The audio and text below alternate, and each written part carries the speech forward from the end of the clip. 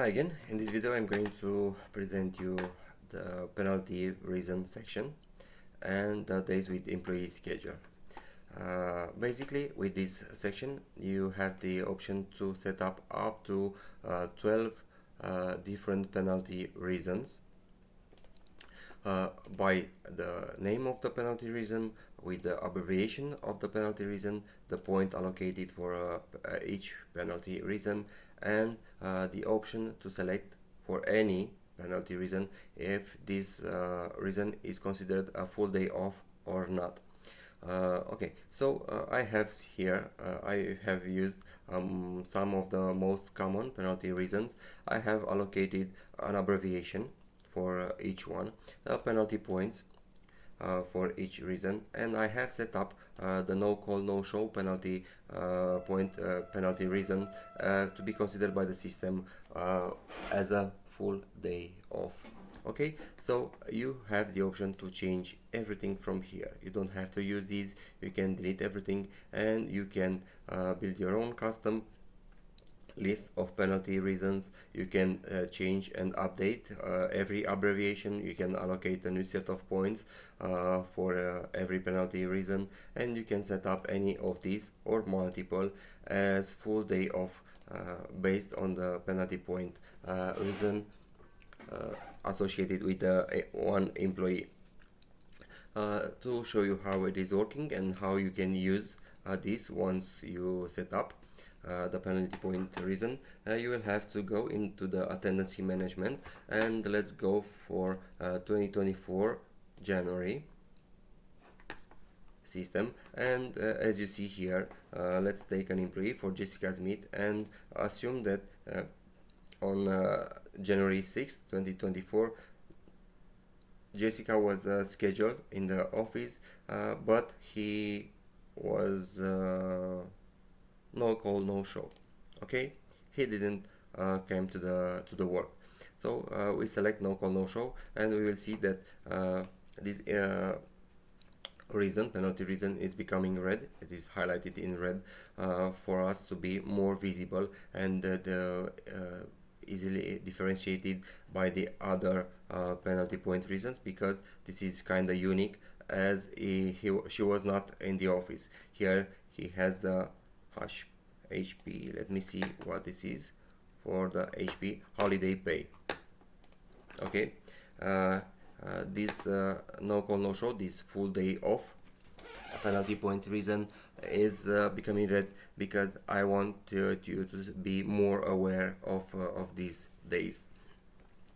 So basically everything you set up here in this list of abbreviation for every penalty reason, it will be available here in this drop down list for every day, for any employee, for every month, for every year. You have this list available anywhere in this attendance management spreadsheet.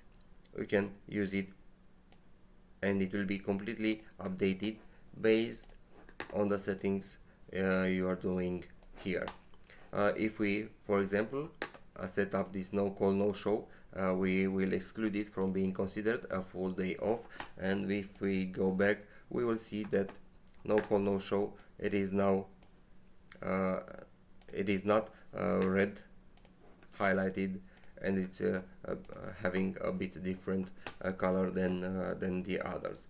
If we set up, for example, let's take early out. Let's presume we will use this as a full day off, early out. Okay, let's go back to management, and we will see this early out. It is red highlighted, and we are very aware of the fact that this is a full day off, and it will be presented here also. Early out, it is considered full day off. Again, early out, it is considered as a full day off. It is marked with this dark red, and we are completely aware of this. If we want to change the month, so we have 2024 February, early out, none used. February, we have one early out for Popescu. Also in the table, this is full day off for early out. Let's switch it. We can delete it or set to no. It is the same thing. You don't have to worry about that. You will have just to have yes in case it is considered a full day off. In case not, you can set up simply as no, or just delete the option, and it will work the same in any situation. And we see early out is becoming to its initial color as here, and instead of full day off we have the complete penalty point reason name here and abbreviation here. We have the points, and we have the days when these employees, all of these, has used this reason. In case we have another early out for Daniel Taylor, early out,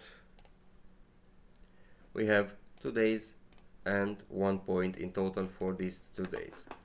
Same thing will be available here, just that we don't have to set up anything. We just have to select the date and employee, and everything it will be presented automatically with the penalty point reason and abbreviation that we set up in the settings tab.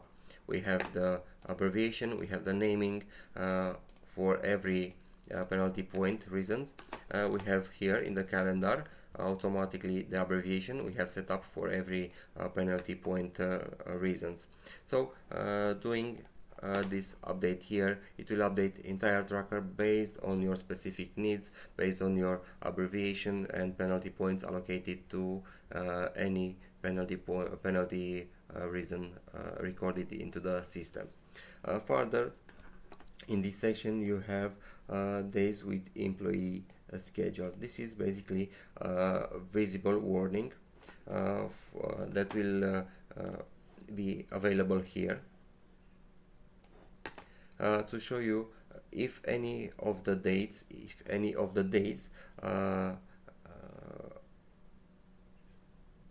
how to say, so if in any of the days there is no employee present at the office. And let's take just a random date, 2025 for example, and what did I post? August. So we have August 2025, and we have this enabled here. Yes, use this option.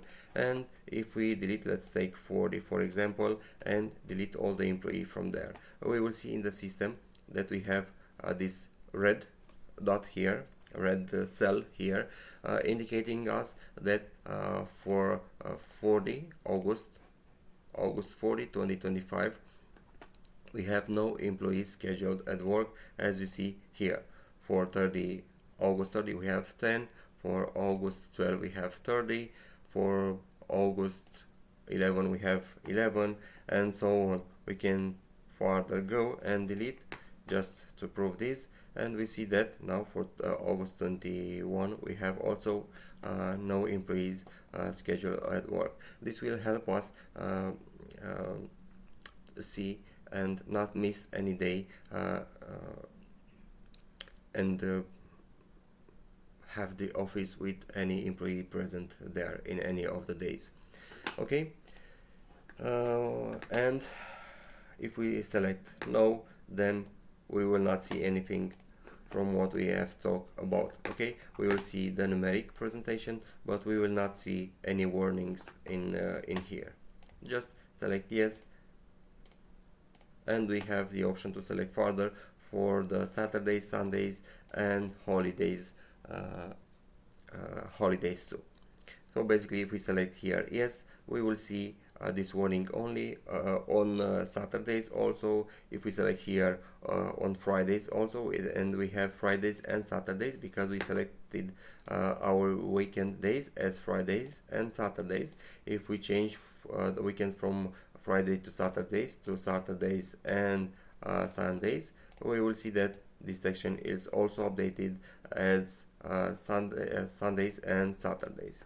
Okay, that is all for this penalty point reason section. I hope it was very clear. In case you have any other questions, please just let me know, and I will explain you with more details. Thank you. See you in the next video, where I'm going to present you the last section from the settings tab, which is highlight weekends option and holidays or non-working days. Select the weekends and the section where you can record all your public holidays or non-working days. Thank you. See you in the next video.